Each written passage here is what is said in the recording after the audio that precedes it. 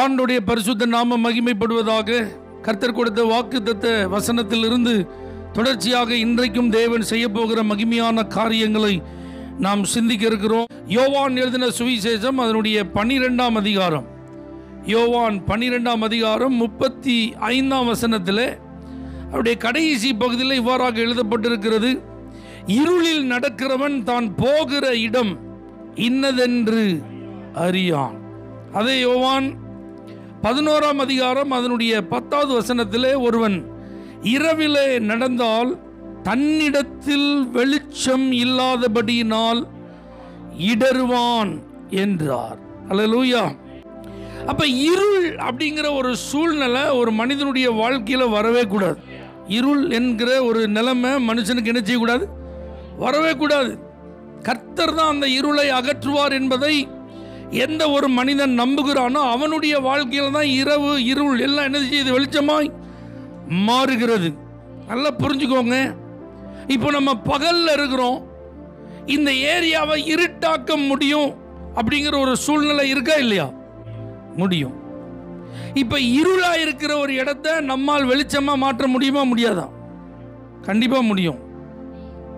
அல்லேலூயா. எல்லாம் லைட்டை போட்டுட்டோம்னு என்ன செய்யணும், எல்லாம் இருளெல்லாம் வெளிச்சமா நிச்சயிச்சிடும், மாறிடும். ஆனா இருளில் இருந்து வெளிச்சத்தை உங்களால கொண்டு வர முடியுமா? அது சான்ஸே இல்லை. இதை தேவனால் மட்டும்தான் செய்ய முடியும்.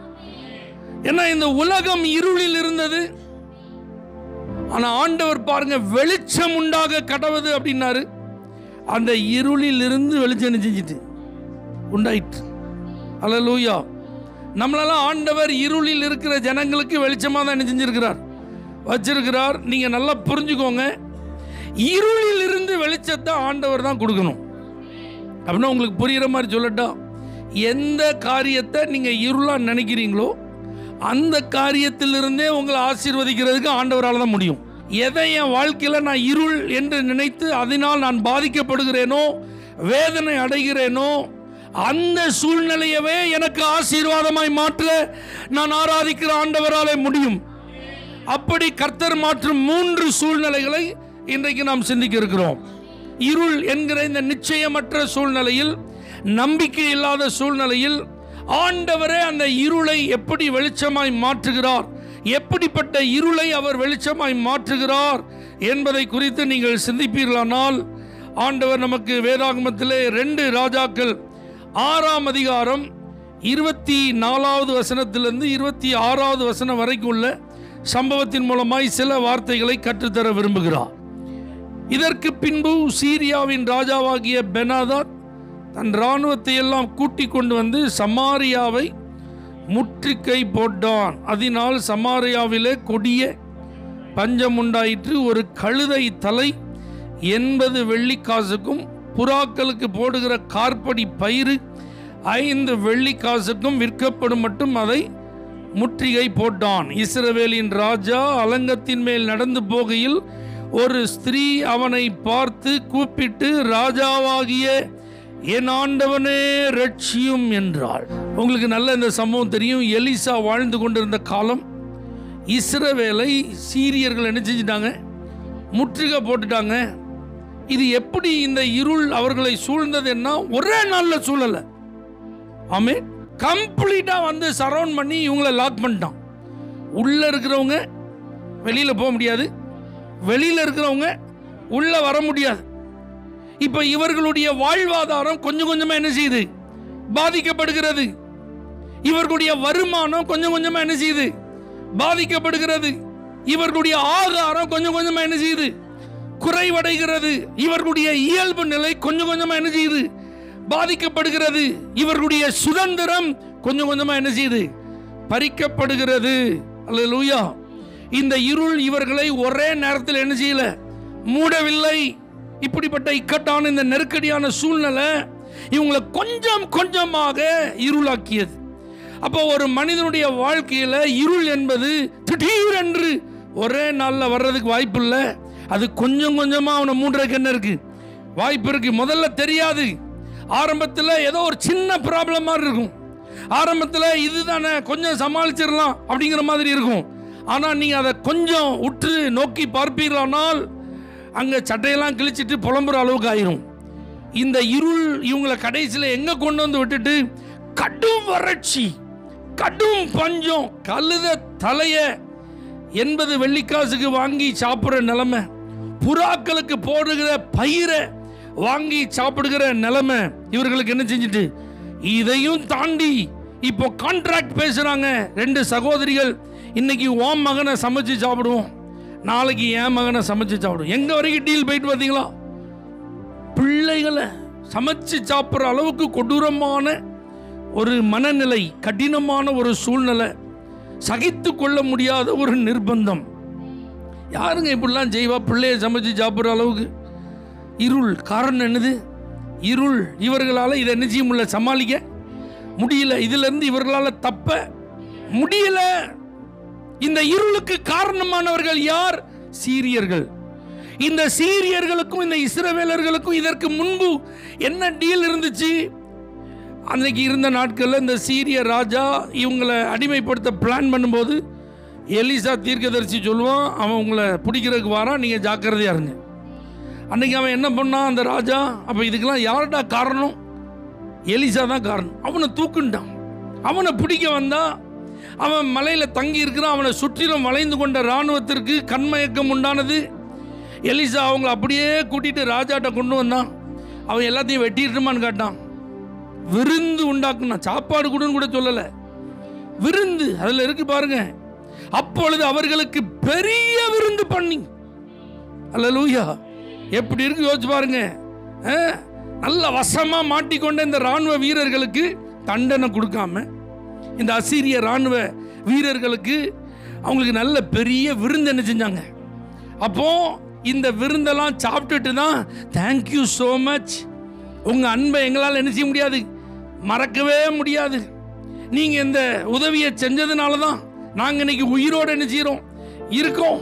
வாழ்நாளெல்லாம் உங்களுக்கு எப்படி இருப்போம், நன்றி உள்ளவர்களா இருப்போம் சொல்லிட்டு பாய் சொல்லிட்டு போனவங்க தான் யாரு? இந்த இராணுவத்தினர். ஆனா கொஞ்ச நாளைக்கு அப்புறம் இவங்க தான் வந்து முற்றுகை போட்டாங்க. அப்ப இந்த இருள் நிறைந்த சூழ்நிலையில இந்த ஜனங்களுக்கு என்ன ஒரு பாதிப்பு? எப்படி படிப்படியா இவங்க பாதிக்கப்படுறாங்க?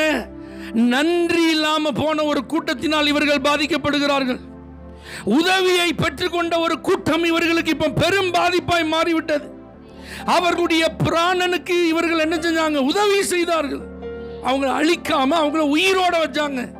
அந்த நன்றிக்கு இந்த கூட்டம் செஞ்ச காரியம்தான் இந்த இருளை உண்டாக்கும் சூழ்நிலை. இந்த வருஷத்தின் கடைசியில் வந்திருக்கிற தேவ பிள்ளைகளே, நீங்க யாருக்காவது ஹெல்ப் பண்ணி, சப்போர்ட் பண்ணி, உதவி செஞ்சு அதன் நிமித்தம் நன்மை பெற்றவர்கள் இன்னைக்கு உங்களுக்கே, உங்களுடைய ஆசீர்வாதத்திற்கே, உங்களுடைய முன்னேற்றத்திற்கே, உங்களுடைய வளர்ச்சிக்கே தடையாய் இருப்பார்களானால், அதுவும் பாருங்க ஒரேடியா வந்து அது உங்களை இருளாய் மூடாமல் அது படிப்படியா கொஞ்சம் கொஞ்சமா ப்ராக்ரஸ் ஆயிட்டே இருக்கு, growth ஆயிட்டே இருக்கு. அது கொஞ்சம் கொஞ்சமா உங்களை பாதிக்குது, 1 by 1 பாதிக்குது. ஒரு நாள் கொஞ்சம், 2வது வாரம், 3வது வாரம், இப்படி கொஞ்சம் கொஞ்சமா உங்களை பாதித்து கொண்டு இருக்குமானால், அப்படிப்பட்ட இருளை வெளிச்சமாக்குகிற தேவன் ஒருவர் உண்டு என்கிற நற்செய்தியை அறிவிக்கவே இந்த செய்தி. ஹல்லேலூயா. இப்ப இப்படிப்பட்ட ஒரு நெருக்கடியான சூழ்நிலை, இந்த 2 சகோதரிகளுக்குள்ள ஏமாற்றம். நம்பிதானே இந்த கான்ட்ராக்ட் போட்டாங்க. நீ இன்னைக்கு உன் பிள்ளைய கொடு, நான் என் நாளைக்கு என் பிள்ளைய. இப்ப இந்த சூழ்நிலை ஏமாற்றம். இப்படி யாராவது நீங்க நம்பி ஏமாந்து இருந்தீங்கன்னா அந்த இருளை இயேசு அகற்றுவார். அல்லேலூயா. இவங்களை நான் உயிரா நினைச்சேனே, இவங்களை நம்பிதானே பணம் கொடுத்தேன், இவங்களை நம்பிதானே நான் இதெல்லாம் செஞ்சேன், இவங்களை நம்பிதானே இப்படிலாம் போனேன், இவங்களை நம்பிதானே இதுக்கெல்லாம் நான் ஓகே சொன்னேன். ஆனால் அன்னைக்கு அவங்க எனக்கு ஓகே சொன்னவங்க இன்னைக்கு எனக்கு என்ன செய்யல, ஓகே சொல்லல என்கிற ஏமாற்றம் என்கிற சூழ்நிலை உங்க லைஃப்ல ஒரு இருளை உண்டாக்கி இருக்குமானால் அந்த இருளையும் இயேசு வெளிச்சமாய் மாற்றுவார். ஹல்லேலூயா.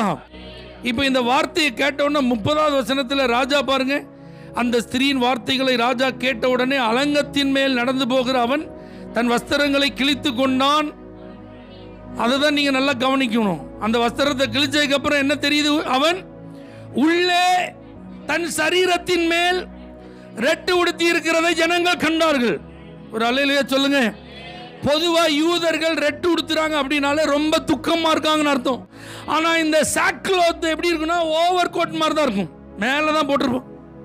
அல்லேலூயா. இந்த துக்க வஸ்திரத்தை என்ன செய்வாங்க, மேல தான் போட்டிருப்பாங்க. ஆனா இந்த ராஜா மேல என்ன வஸ்திரம் போட்டிருக்கான், ராஜ வஸ்திரம் போட்டிருக்கான். ஆனா இப்ப கிழிச்சதுக்கு அப்புறம் தான் தெரியுது உள்ள என்ன இருக்கு, துக்க வஸ்திரம் இருக்கு. அப்படின்னா என்ன அர்த்தம், இப்படிப்பட்ட ஒரு இயலாமை, இப்படிப்பட்ட ஒரு வேதனை, இப்படிப்பட்ட ஒரு முற்றுகை, இதுல என்னால ஒண்ணுமே என்ன செய்ய முடியல, நான் ஒரு ராஜாவா இருந்து என்னால ஒன்றும் செயல்பட முடியல அப்படிங்கிற அந்த ஆதங்கத்தையும் அந்த வேதனையையும் தேவனுக்கு முன்பாக அந்தரங்கத்தில் தெரியப்படுத்தி கொண்டிருந்த ஒரு ராஜா. ஹல்லேலூயா. இது வெளியே யாருக்கும் தெரியாது. இவனுடைய அந்தரங்க வேதனை, இவனுடைய அந்தரங்க காயம், இவனுடைய ஆழ் மனதில் இருக்கிற வருத்தம், இவனுடைய இருதயத்தில் இருக்கிற அந்த வியாகுலம் வெளியில தெரியா. வெளியில பார்க்க ராஜா எப்படி இருக்கிறாரு, ஹாப்பியா இருக்கிறாரு. அவருக்கு என்ன அரண்மனையில் என்ன செய்யறாரு, ஓலாவுறாரு. அவருக்கு என்ன அரண்மனையில் நல்ல ராஜ வஸ்திரம் போட்டு அவர் பாட்டுக்கு அவர் வேலையை என்ன செஞ்சுட்டு இருக்காரு, பார்த்துட்டு இருக்காரு. இங்க பாதிக்கப்படுறது சாமானிய மக்கள் நாங்க தானே, இல்ல அவன் அந்த ரங்கத்தில் என்ன செஞ்சுட்டு இருந்தான், துக்கப்பட்டு தேவனுக்கு முன்பாக தன்னுடைய இருதயத்தை வெளிப்படுத்தி கொண்டிருந்தான். தேவ பிள்ளைகளை, ஆனாலும் ஒன்றும் நடக்கல. இந்த அந்தரங்க ஜபத்திற்கும் இன்னும் பலன் என்ன செய்யல, கிடைக்கல. இந்த அந்தரங்க ஜபத்திற்கு இன்னும் பதில் என்ன செய்யல, வரல. கர்த்தருக்கு முன்பாக தன்னுடைய இருதயத்தை ஊற்றி துக்கத்தை வெளிப்படுத்தி கொண்டிருக்கிற இந்த ராஜாவால எதையும் செய்யவும் முடியல. இவனுக்கு தேவனிடத்திலிருந்து எந்த உதவியும் கிடைக்கல. இப்படிப்பட்ட சூழ்நிலையில தான் அந்த இருள் தேவ பிள்ளைகளை கொஞ்சம் கொஞ்சமாய் பாதிக்கும். இந்த இருளின் நிமித்தம் நீங்கள் அந்த பாதிப்பை உணர்ந்த உடனே அரை கதவை பூட்டி கொண்டு அந்தரங்கத்தில் இருக்கிற உங்கள் பிதாவை நோக்கி நீங்க ஜெபம் பண்ணிட்டே இருக்கலாம். ஆண்டவரே, அந்தரங்கத்தில் பார்க்கிற என் பிதா, நீங்க வெளியரங்கமா பலன் தருகிற தேவன் அல்லவா? இன்னும் இந்த நிலைமை மாறவில்லையே, இந்த சூழ்நிலை மாறவில்லையே, இந்த இருள் நீங்கவில்லையே என்கிற வேதனை, பல கேள்விகள் நிறைந்த உள்ளமாய் இன்றைக்கு வெளிப்பட்டு கொண்டிருக்கலாம். அந்த இருளையும் கர்த்தர் வெளிச்சமாய் மாற்ற, கொஞ்சம் கொஞ்சமா உங்களை பாதித்துக் கொண்டிருக்கிற இருள், அதையும் ஆண்டவர் வெளிச்சமாய் மாற்ற வாக்கு பண்ணுகிறார். உங்க அந்தரங்க ஜெபத்தை கர்த்தர் கேட்டுட்டு தான் இருக்கிறாரு. உங்க அந்தரங்க விண்ணப்பத்துக்கு கர்த்தர் கண்டிப்பா பதில் தர வல்லவராய் இருக்கிறார். உங்க ஜெபம் ஒரு நாளும் வீண் போகாது. அல்லேலூயா. இப்ப இந்த கோபம் எல்லாம் யார் மேல திரும்புது, ராஜாவுக்கு, எலிசா மேல திரும்பிட்டு. அல்லேலூயா. அன்னைக்கே ஆண்டவனே இவங்களெல்லாம் வெட்டிரட்டான்னு கேட்டேன். அல்லேலூயா. ஆனா எலிசா என்ன சொல்லிட்டாரு, வேண்டான்னு சொல்லிட்டாரு. அன்னைக்கு மட்டும் எனக்கு ஓகே சொல்லியிருந்தா இந்த ப்ராப்ளம் என்ன செஞ்சிருக்காது, வந்திருக்காது. அல்லேலூயா. அதனால இப்போ யாருக்கு மேல கோவந்துட்டு, ராஜாவுக்கு, எலிசாவோட தலையெடுக்கிறதுக்கு வந்துட்டான். பாருங்க, இப்படி ஒரு மிஸ் அண்டர்ஸ்டாண்டிங். அப்ப இதுக்கெல்லாம் காரணம் இந்த எலிசா தான்.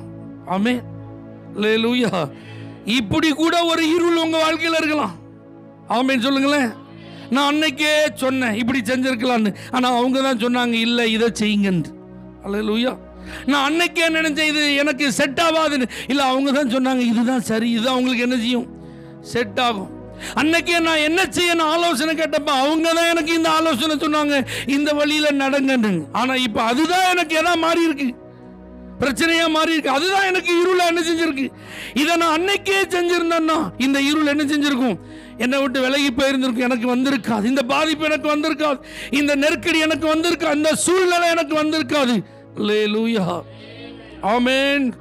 இப்படி சில தவறான எண்ணங்கள், தவறான கோபங்கள், தவறான நினைவுகளினால கூட சில இருள்கள் உங்க வாழ்க்கையில் என்ன செஞ்சிட்டு இருக்கலாம். அன்னைக்கு செய்யாம விட்டதுனால தான் இப்படி ஆயிட்டோ.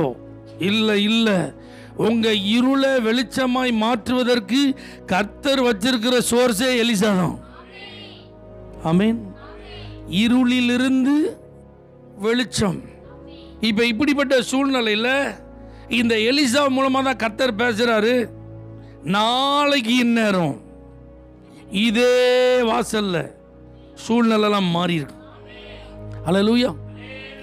எந்த இராணுவம் முற்றுகையிட்டதோ அந்த இராணுவத்தின் மூலமாகவே கர்த்தர் போஷித்தார். எந்த இராணுவம் இத்தனை நாட்கள் இத்தனை வாரங்கள் இவங்களை வெளியில வர முடியாம தடுத்து இவர்களுடைய நன்மைகளை அவர்கள் கெடுத்தார்களோ அவர்களுடைய நன்மைகளையே கர்த்தர் இவர்களுக்கு கொடுத்தார். வேற எங்கேயோ இருந்து கர்த்தர் கொடுக்கல, அதே இராணுவத்திலிருந்து தான் கர்த்தர் கொடுத்தார். இஸ்ரவேல் ஜனங்கள் ஆண்டவர் வனாந்தரத்தில் மன்னாவினால் போஷித்தார். அப்ப இவங்க முற்றுகை போட்டிருக்கும் போது மன்னா கொடுத்திருக்கலாம்ல.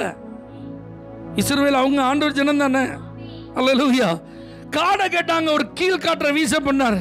இவன் சுத்தி வளைஞ்சிருக்கிறான். என்னப்பா நீ ஆட்களை வளைச்சிட்ட, அவங்கள ஆள் வலி மறிச்சிட்ட அப்படின்னு அவங்க என்ன நடக்க முடியாமல் போயிருமா? அவங்க சுதந்திர பறிக்க போடுமா? உன் தலைக்கு மேலே காடையை பறக்க வச்சு உன் கண்ணுக்கு முன்னாடியே காட்டி அங்கே கொண்டு போய் போடணும்னு போட்டுருக்கலாம்ல. ஆண்டவர் அப்படி போடலை. ஆண்டவர் அவர்கள்ட்ட இருந்து இஸ்ரவேலருடைய ஆசீர்வாதத்தை கொடுத்தார். அவர்கள்ட்ட இருந்து இஸ்ரவேலுக்கு தேவையான ஆகாரத்தை கொடுத்தார். அவர்கள்ட்ட இருந்து இஸ்ரவேலுக்கு தேவையான நன்மைகளை கொடுத்தார். ஹல்லேலூயா. இப்ப பாருங்க, கர்த்தர் அவங்க பாளையத்தில் பயங்கரமான ஒரு சத்தத்தை அவங்களுக்கு என்ன செய்தார்? உண்டாக்கினார். ரதங்களின் சத்தம், குதிரைகளின் சத்தம், இதெல்லாம் கேட்ட உடனே ஐயோ இவங்க எதிரி நாட்டுக்காரங்க கூட என்ன செஞ்சிட்டாங்க? அலையன்ஸ் வச்சுட்டாங்க. நமக்கு இதோட கதை என்ன செஞ்சுட்டு முடிஞ்சிட்டேன்னு சொல்லிட்டு ஓடினவன் குதிரையில் ஓடினா வேகமாக ஓடலாமா மெதுவாக ஓடலாமா? அவன் கொண்டு வந்த குதிரையிலே ஓடி இருக்கலாம்ல. ஆனால் குதிரையெல்லாம் எங்கே தான் நிற்கி? அங்கே தான் நிற்கிது. அல்லேலூயா. ஆமென் சொல்லுங்க. ஓடினவன் கையில் இருக்கிற மூட்டை முடிச்சோட ஓடி இருக்கலாம்ல. எல்லாம் அங்கே தான் இருக்கு. சரி, ஓடினவன் ட்ரெஸ்ஸோடையாவது ஓடலாம்ல. அதெல்லாம் தனக்கு பாரமாக இருக்குன்னு எல்லாத்தையும் கழட்டி போட்டு நினச்சிட்டான். செருப்போடையாவது ஓடலாம்ல. அதுவும் பாருங்க, ஓடும்போது இடைஞ்சலாக்குன்னு அதையும் கழட்டி போட்டு ஓட்டான். அல்லேலூயா. அப்படின்னா என்ன அர்த்தம்? மொத்தத்தில் கர்த்தர் உறிஞ்சிட்டு விட்டுட்டார். ஆமென் சொல்லுங்க. தேவப்பிள்ளைகளை, எந்த இருள் இவர்களுக்கு இருளாக இருந்ததோ அந்த இருளில் இருந்தே கர்த்தர் வெளிச்சத்தை கொடுத்தார். அப்போ இந்த இயர் எண்ணில் வந்திருக்கிற உங்களுடைய லைஃப்பில் உங்கள் வாழ்க்கையின் பாதிப்புக்கு, வேதனைகளுக்கு, கண்ணீருக்கு, அலைச்சல்களுக்கு, அவமானங்களுக்கு எதெல்லாம் காரணமாக இருந்ததோ அதிலிருந்தே கர்த்தர் நன்மையை தரப்போகிறார். வேற எங்கேயோ இருந்து நினைக்காதீங்க. பட்சிக்கிறவனிடத்தில் இருந்து தான் பட்சணம்.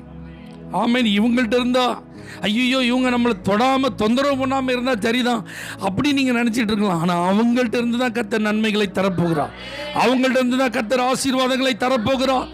அல்லேலூயா. கர்த்தர் உங்களுக்காக கிரியை செய்யும் போது அவர் என்னன்னாலும் செய்யலாம். அவங்க நினைவுகளை கர்த்தர் மாற்றி விட்டார். இப்போ அவங்களுடைய அண்டர்ஸ்டாண்டிங்லாம் தப்பாக போயிட்டு. அல்லேலூயா. யோசபாத்தை முற்றுகையிட்ட அந்த அம்மோனியர், மோவாபியர், சேயர், மலை தேசத்தார் இவங்களெல்லாம் ஆண்டவர் என்ன செஞ்சார்? அவர்களுக்குள்ளே ஒருத்தருக்கு ஒருத்தர் கைகளுக்கு கர்த்தர் உதவி செய்தார். பள்ளங்களை நீங்கள் வெட்டுங்க, நாளைக்கு இந்த வாய்க்கால் தண்ணீரால் என்ன செய்யும்? நிரப்பப்படும் சொன்ன ஆண்டவர் பாருங்க. காலையில் தண்ணி வருது, சூரிய கதிர் அப்படியே வீசின உடனே அந்த தண்ணியை பார்த்தா எப்படி இருக்கு? ரொம்ப பிளட்டியாக இருக்கு, ரத்தமாக இருக்கு. அப்போ அங்கே தான் ஏதோ ஃபைட் என்ன செய்யுது நடக்குது. ஆகா நம்ம கதை முடிஞ்சதுன்னு அத்தனை பேர் என்ன செஞ்சுட்டோம்? ஓடி போயிட்டோம். ஆமேன்னு சொல்லுங்க பார்க்கலாம். எந்த இருள் உங்களுக்கு வேதனையாக இருந்ததோ அதே இருளையே கர்த்தர் உங்களுக்கு ஆசீர்வாதமாய் மாற்றுவார். ஹல்லேலூயா. ஆகவே அதிலிருந்து ஆண்டவரால் மட்டும்தான் இப்படிப்பட்ட நன்மைகளை, ஆசீர்வாதங்களை, உதவிகளை, உயர்வுகளை, மேன்மைகளை, நன்மைகளை கர்த்தரால் உங்களுக்கு கொடுக்க முடியும். ஆமேன்னு சொல்லுங்க பார்க்கலாம். யாத்திராகமம் முதல் அதிகாரம் 10வது வசனம், அதனுடைய 22வது வசனம், இதெல்லாம் பார்த்தீங்கன்னா எகிப்தில் அந்த பார்வோன் ஒரு உபாய தந்திரம் தீட்டினான். அந்த அதிகாரத்தின் முடிவில் டைரக்டாகவே இப்போ மோதிட்டான். பிறக்கிற எல்லா ஆம்பளை பிள்ளை எங்கே போட்டுடணும். இப்போ பாருங்க, எகிப்தில் இந்த இஸ்ரவேலர்கள் 70 பேரோட யாக்கோபின் நாட்களில் குடியேறினவங்க இப்போ படிப்படியாக வளர்ச்சி அடைகிறார்கள், பெருகுகிறார்கள், ஆசீர்வாதமாக இருக்கிறாங்க. இப்போ யோசேப்பை அறியாத ஒரு பார்வான் எழும்பி உபாய தந்திரம் தீட்டுறான். அவன் கடைசியில் பார்த்தா இவங்கள்ட்ட இப்படியெல்லாம் நம்ம மோதினா செட் ஆகாது, டைரக்டாக நீயா நானான்னு பார்த்துருன்னு வந்துட்டான். ஆமேன்னு சொல்லுங்க. சில இருள் உங்களை கொஞ்சம் கொஞ்சமாக இருளுக்குள்ளே என்ன செய்யும்? கொண்டு வரும். சிலது நேரடியாகவே வந்துடும். இது நேரடி தாக்குதல். ஆமேன்னு சொல்லுங்க. இது டைரக்டாக உங்களை சுவிட்ச் ஆஃப் பண்ணுறதுக்கு, டைரக்டாக உங்களை இருட்டடிக்கிறதுக்கு, டைரக்டாக உங்களை முடக்கிறதுக்கு. அல்லேலூயா. நேரடியா. இது குறுக்கு வழியெல்லாம் கிடையாது, இது சைட் ட்ராக்லாம் கிடையாது. உபாய தந்திரம்லாம் இப்போ விட்டாச்சு, வேலை பளு அதிகமாக்குனதெல்லாம் விட்டாச்சு, நெருக்கடி கொடுத்ததெல்லாம் விட்டாச்சு. மருத்துவச்சிகள் மூலமா செஞ்சதெல்லாம் விட்டாச்சு. இப்போ டைரக்டா யார் வீட்டில் ஆம்பளை பிள்ளை பிறந்தாலும் அடுத்த நிமிஷம் எங்கே போடணும்? நைல் நதியில் போட்டணும் டைரக்டா. சில நேரத்தில் இருள் இப்படி தான் என்ன செய்யும், வரும். அல்லேலூயா, நேரடியாகவே மோதும். அப்போ நம்ம டக்குன்னு ஒரு இருள் அப்படின்னோடனே ஸ்தம்பிச்சிருவோம். அப்படிதானே? இப்போ டெலிவரி எதிர்பார்த்துட்டு இருக்கிறாங்க. ஆண் பிள்ளையா பெண் பிள்ளையா நினைச்சியாது தெரியாது. ஆனால் ஆண் பிள்ளை அப்படின்னா அந்த வீடு எப்படி இருக்கு யோசிச்சு பாருங்க. 10 மாதம் நான் சுமந்ததெல்லாம் வேஸ்டாக போச்சு. இந்த கர்ப்ப காலத்தில் என்ன கஷ்டப்பட்டேன்னா, இப்போ இந்த டெலிவரியில் ஆம்பளை பிள்ளை அப்படின்னு உடனே எப்படி இருந்திருக்கும் பாருங்க. எவ்வளோ வேதனை, டைரக்ட் மோதல். நல்லா புரிஞ்சுக்கோங்க, சத்ருவினுடைய நேரடியான தாக்குதல் எதுக்கு அப்படின்னா தலைமுறைகள் எழும்பக்கூடாது. ஒரு சந்ததி கர்த்தர் என்ன செய்யும், அது தலைமுறை தலைமுறையா அது ஆண்டவருடைய சந்ததின்னு இருக்கு பார்த்தீங்களா, இது இருக்கக்கூடாது. இதுக்கு தான் இந்த டைரக்டான தாக்குதல், நேரடியா இருளாக்குறது. அல்லேலூயா. சிலர்லாம் பாருங்க இந்த மாதிரி தாக்குதல்ல நிலை குலைந்து விடுகிறார்கள். ஆண்டவர் வேண்டான்னு நினைச்சிடுறாங்க, மறுதளிச்சுட்டு போயிடுறாங்க. நான் இஸ்ரவேலனா இருந்தால் தானே எப்படி நான் எகிப்தியனா என்ன செஞ்சிடறேன், மாறிடுறேன், கலந்துடுறேன் அப்படின்னு போயிடுறாங்க. ஆமென். பார்வோன் மொத்தத்தில் எகிப்தியர்கள் மத்தியில் அவங்க பெருகிறத விரும்பல, இஸ்ரவேலர்களுடைய வளர்ச்சியை விரும்பல. அப்போ பொம்பளை பிள்ளையில தூக்கி போடியா அப்படி சொல்லியிருக்கலாம்ல. பொம்பளை பிள்ளையில போட வேண்டாம்ப்பா, ஆம்பளை பிள்ளையில மட்டும் போடுன்னு என்ன அர்த்தம்? சந்ததி என்ன செய்யக்கூடாது, விருத்தி அடைய கூடாது. நாளைக்கு இவங்க அவங்களோட கலந்துட்டாங்கன்னா அதுக்கப்புறம் என்ன செஞ்சிடலாம், இவங்க வழிக்கு என்ன செஞ்சிடலாம், கொண்டு வந்துடலாம். அதுதான் அவனுடைய திட்டம். தலைமுறைகள் எழும்பக்கூடாது. தேவ பிள்ளைகளை, உங்களுடைய சந்ததிகளை குறிவைத்து நேரடியான தாக்குதல்களை பிசாசு தொடுத்தாலும் கர்த்தர் அப்படிப்பட்ட இருளையும் வெளிச்சமாய் மாற்ற வல்லமை உள்ளவராய் இருக்கிறார். அதே யாத்திராகமம் 2ஆம் அதிகாரம் 10வது வசனத்தில் ஆண்டவர் எந்த அரண்மனையிலிருந்து சட்டம் பிறப்பிக்கப்பட்டதோ அதே அரண்மனையிலேயே மோசே வளர வைத்தார். இப்ப பாருங்க, இந்த நேரடி தாக்குதலை குறித்து நீங்க பயப்பட வேண்டாம். இப்போ ஒரு குடும்பத்தில் ஒரு ஆண் குழந்தை பிறக்குது, விசுவாசத்தினால் அந்த தாய் 3 மாதம் ஒளித்து வைக்கிறான். அவ ஏன் ஒளிச்சு வைக்கிறான்னு அவளுக்கு தெரியாது. அல்லேலூயா, நம்பர் 1. 2வது, இப்போ ஒளிச்சு வைக்க முடியல, அதனால இந்த பிள்ளை என்ன செய்யணும், நைல் நதியில போடணும். ஆனா நைல் நதியில சும்மா என்ன செய்யல, தூக்கி போடல, நாணலினால ஒரு பெட்டியை உண்டாக்கி அதுக்கு கீழெல்லாம் பூசி. அப்படின்னா என்ன அர்த்தம், தண்ணி என்ன செய்யக்கூடாது, உள்ள போகக்கூடாது, சேஃப்டியா அந்த பிள்ளைய படுக்க வச்சு தண்ணிக்குள்ள விடுறான். இதுவும் எதுக்குன்னு தெரியாது. இந்த பிள்ளை பிழைக்குமா பிழைக்காதான்னு நினைச்சியாது தெரியாது. ஆனா பாருங்க, ஏதோ ஒன்று நடக்குது. அல்லேலூயா. சரி, பெட்டியை போட்டு வந்தாச்சு, அதோட அப்படியே அழுது ஒரு 3 நாள் துக்க நிவர்த்திலாம் என்ன செஞ்சிருக்கலாம், கொண்டாடி தோத்துறோம் ஆண்டவரே, வேற என்னச்சு எங்க தலையில் எழுதின தலையெழுத்து இதுதான் அப்படின்னு என்ன செஞ்சிருக்கலாம், போயிருக்கலாம். ஆனா அந்த குழந்தையினுடைய தமக்கை மிரியாம் அதை நின்று தூரத்திலிருந்து என்ன செஞ்சுட்டே இருக்கா. ஏமா நீ பார்த்துட்டு இருக்க? I don't know. உனக்கு அங்க என்ன வேலை? பெட்டியை தூக்கி கொண்டு போய் எங்க போட்டாச்சு, நைல் நதியில் விட்டாச்சு. 3 மாசம் ஒளிச்சு வச்சதை கண்டுபிடிச்சா உங்களுக்கு என்ன கிடைக்கும்? இந்த குழந்தை உங்க வீட்டில் தான் 3 மாசம் இருந்ததா? அப்ப சட்டத்தை மீறினீங்களா? அப்படி தண்டனை யாருக்கு தான் கிடைக்கும்? ஆனா அதையும் தாண்டி அந்த பெட்டி எங்க போகுது, அதுக்கு என்ன நடக்குது அப்படின்னு ஒருத்தர் என்ன செஞ்சுட்டே இருக்கா, தூரத்துல இருந்து பார்த்துட்டே இருக்கிறா. அல்லேலூயா. ஏன் பார்க்கறான்னு தெரியாது.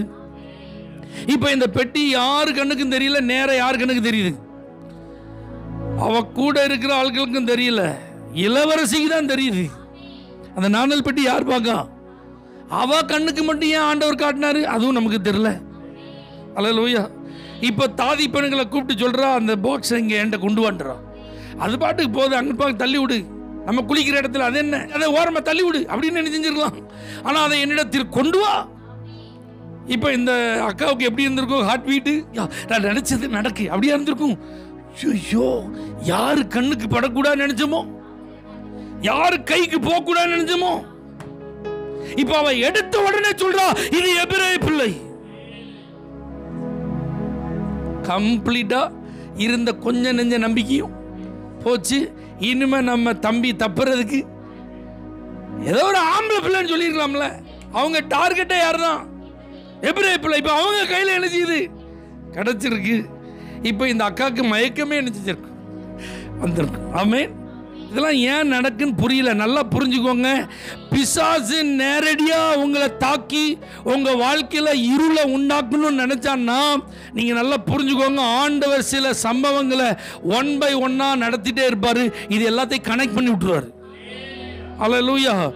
சம்பந்தமே இல்லாம இருக்கிறது மாதிரி இருக்கும், ஏன் இதெல்லாம் நடக்குதுன்னு தெரியாத மாதிரி இருக்கும். ஆனா கர்த்தர் சரியா அந்த டாட்ஸ் எல்லாம் இணைச்சிடுவார். கனெக்ட் த டாட்ஸ் சொல்லும் பார்த்தீங்களா, அங்கங்க இருக்கிற புள்ளியெல்லாம் இணைச்சிட்டோம்னா அழகான ஒரு கோலம், ஒரு வடிவம் வந்துற மாதிரி உங்க வாழ்க்கையில உங்களுடைய வாழ்க்கையை நிரந்தரமா முடிவுக்கு கொண்டு வர வேண்டும் என்று எழும்புகிற இருளை கர்த்தர் என்ன செய்வார்? வெளிச்சமா. இப்ப அந்த பார்வோனுக்கு தெரியுமா தெரியாதா இது எபிரே பிள்ளன்? அவன் வீட்டிலே வளருது. மோசே எப்படி கூட்டிருப்பான் அவனை? தாத்தா. அல்லேலூயா.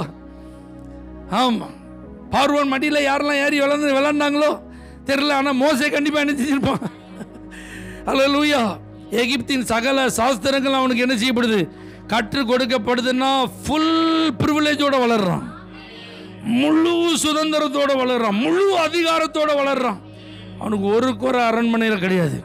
தேவ பிள்ளைகளை, சத்துரு நேரடியா உங்க வாழ்க்கையில மோதி ஒரு இருளை உண்டாக்கணும்னு நினைச்சாலும் அந்த இருளையும் ஆண்டவரால் வெளிச்சமாய் மாற்ற முடியும். எஸ்தரின் புஸ்தகத்துக்கு நீங்க வந்தீங்க அப்படின்னா அதனுடைய 3ஆம் அதிகாரம் 15வது வசனத்தில் அரண்மனையில் ஆமான் என்கிற ஒரு சத்துருவினால் ஒரு சட்டம் இயற்றப்பட்டது. 8ஆம் அதிகாரம் 14வது வசனம் பார்த்தீங்கன்னா அந்த சட்டம் அப்படியே மாற்றப்பட்டது. அல்லேலூயா. இது எதிர்காலத்தையே அழிக்கும் இருள். ஆமீன் சொல்லுங்க பார்க்கலாம். இது எதை அழிக்கும் இருள்? இது எதிர்காலமே கொஞ்சம் கொஞ்சமா அழிக்கும் இருள். அடுத்தது நேரடியா அழிக்கும் இருள். அது ஒரு ஆளு தான். ஆனா இது மொத்த எதிர்காலத்தையும் என்ன செஞ்சிடும்? இனி யூதர்கள் என்கிற ஒரு வம்சமே கிடையாது, ஒரு இனமே கிடையாது. யூதர்கள் என்பவர்களுக்கு இனிமே எதிர்காலமே கிடையாது. 127 நாடுகளை ஆட்சி செய்கிற ராஜாவினுடைய இன்ஃப்ளூயன்ஸை சத்துரு தவறா பயன்படுத்தி எதிர்காலத்தையே இருட்டடிக்கணும்னு நினைச்சான்.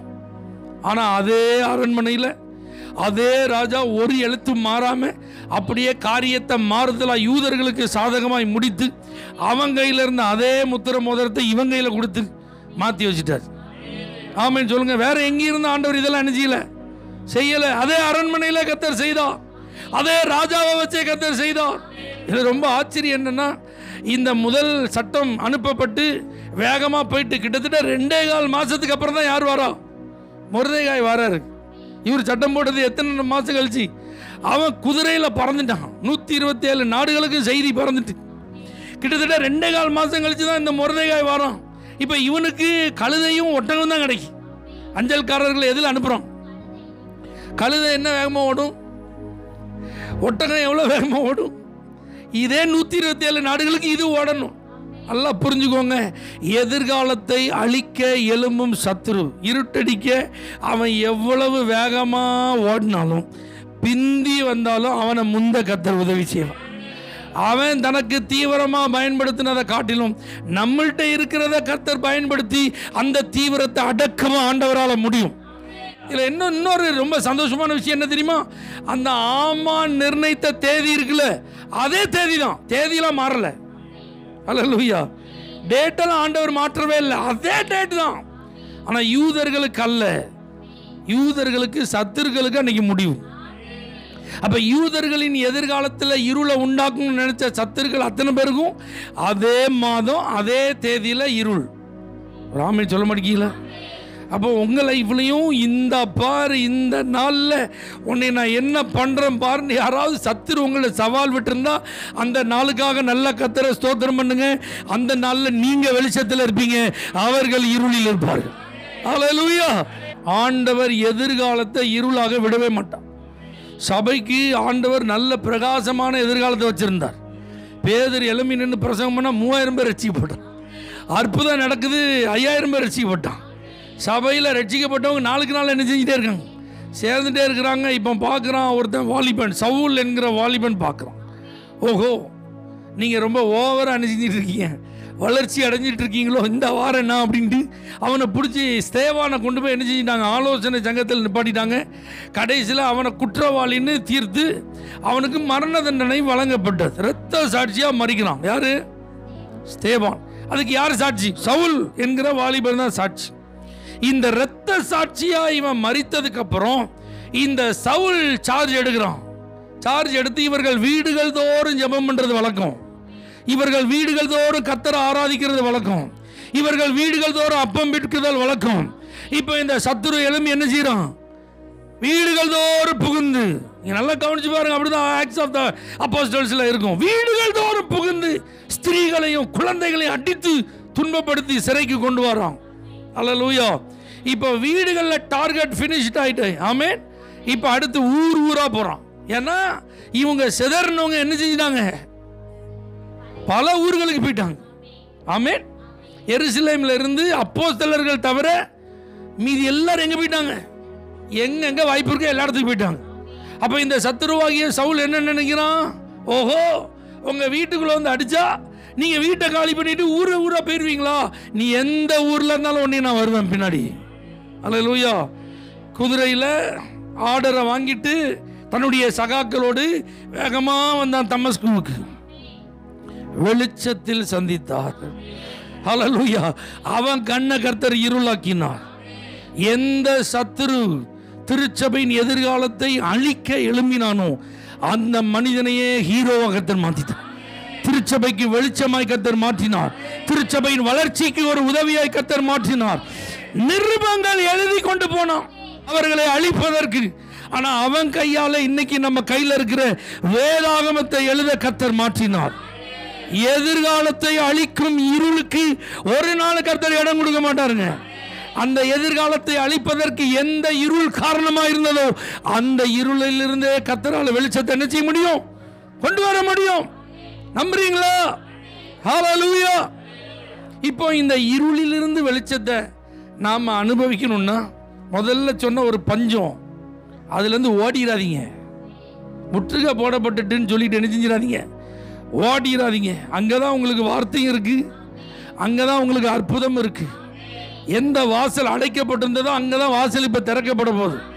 அந்த வாசல்ல தான் வானத்தின் மதகுகள் திறந்தாலும் இப்படி நடக்காதுன்னு ஒருத்தன் சொன்னான் பார்த்தீங்களா? அப்படி ஒரு அற்புதம் நடக்க போகுது. ஆகவே உங்களுடைய வாழ்வில் கொஞ்சம் கொஞ்சமா உங்களை இருளாக்கும் அந்த நிலைமையை விட்டு ஓடாதீங்க. அல்லேலூயா. அந்த கொஞ்சம் கொஞ்சமா உங்களை அது இருளாக்க முடியாது. விசுவாசிக்கிறீங்களா? இப்ப பாருங்க, இந்த மோசே அவனுடைய சூழ்நிலையெல்லாம் நீங்க பார்த்தீங்க அப்படின்னா அந்த அம்மாவுக்கு கொஞ்சம் என்ன இருந்தது? விசுவாசம் இருந்தது. இப்படிலாம் கொஞ்சம் கொஞ்சமா தொடர்பில் என்ன செஞ்சுட்டே இருந்தாங்க? கனெக்ட் த டாட்ஸ் அப்படி சொன்ன பார்த்தீங்களா? தேவனோடு தொடர்பில் இருங்க. இப்படி உபத்திரம் வந்துட்டு நாங்கள் என்ன செய்ய? இப்படி நெருக்கடி வந்துட்டு என்ன செய்ய? இப்படி நேரடி தாக்குதலாக இருக்குதே என்ன செய்ய? வேண்டாம். நமக்கு ஒரு தேவன் நேரடி தொடர்பில் இருக்கிறார். சத்துரு எத்தனை நேரடி தாக்குதல் பண்ணாலும் இந்த கனெக்ஷன் என்ன செய்யக்கூடாது? பாதிக்கப்படக்கூடாது. தேவனுக்கும் நமக்கும் நேரடி தொடர்பு இருந்துட்டே இருக்கணும். அல்லேலூயா. இந்த நேரடி தொடர்பு இருக்குமானால் நேரடி தாக்குதல் உங்களை இருளாக்க முடியாது.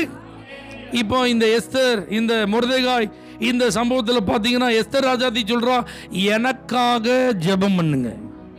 ஆமென். யாருக்காக ஜெபம் பண்ணுங்க? நான் ராணி, 127 நாடுகளுக்கும் நான் யாரு? ராணி. ஒரு மாசம் ராஜா என்னை பார்க்கலான்னு நான் அவர் முன்னாடி போனா என் அழகுல அவர் என்ன செஞ்சிருவாரு? சொக்கிடுவாரு அப்படின்னு அவ சொல்லலை. எனக்கு இன்ஃப்ளூயன்ஸ் இருக்குன்னு சொல்லலை. நான் அவரை என்ன செஞ்சிருவேன்? வழிக்கு கொண்டு வந்துருவேன்னு சொல்லலை. அவ சொல்றா, எனக்காக நீங்க என்ன செய்யுங்க? ஜெபம் பண்ணுங்க. நானும் போய் என்ன செய்றேன்? Prayer needed. ஆமென் சொல்லுங்க. எதிர்காலத்தை இருட்டடிக்க முயற்சிக்கும் இருள் அகலணும்னா நீங்க ஆண்டுடைய சமூகத்தில் என்ன செய்யணும்? காத்திருக்கணும். தேவ சமூகத்தில் உபவாசித்து என்ன செய்யணும்? ஜெபிக்கணும். இது ரொம்ப முக்கியங்க. இதிலெல்லாம் நம்ம கரெக்டாக இருந்தோம் அப்படின்னா இருளிலிருந்து வெளிச்சம். எந்த இருளை நினச்சி நம்ம பயப்படுறோமோ, இடறிடுவோமோ, தடுமாறிடுவோமோ அப்படின்னு நம்ம பயப்படுறோமோ அதிலிருந்து கர்த்தர் நமக்கு என்ன தருவார்? வெளிச்சத்தை தருவார். ஆமென். ஆகவே கொஞ்சம் கொஞ்சமாக தாக்குற இருந்தாலும் இருளாக இருந்தாலும் பரவாயில்ல, நேரடியாக தாக்குகிற இருளாக இருந்தாலும் பரவாயில்ல, எதிர்காலத்தை அழிக்க நினைக்கும் இருளாக இருந்தாலும் பரவாயில்ல, எனக்கு தேவனோடு ஒரு நல்ல நெருக்கமான தொடர்பு இருக்கிறது. எங்கேயும் நான் ஓட மாட்டேன். தேவ சமூகத்தில் அமர்ந்திருந்து ஜெபிப்பேன். ஆண்டவர் என் இருளை வெளிச்சமாக்குவார். கண்களை மூடி நாம் ஜெபிப்போம். பரலோக தேவனே, இருளிலிருந்தே வெளிச்சத்தை உண்டாக்குகிற தெய்வம், இந்த வார்த்தையின்படி உம்முடைய பிள்ளைகளை ஆசீர்வதியும். இயேசுவின் நாமத்தில் பிதாவே. For prayer contact, Pastor J. J. Kumar, El Shaddai Ministries, 9500252586, Surandai.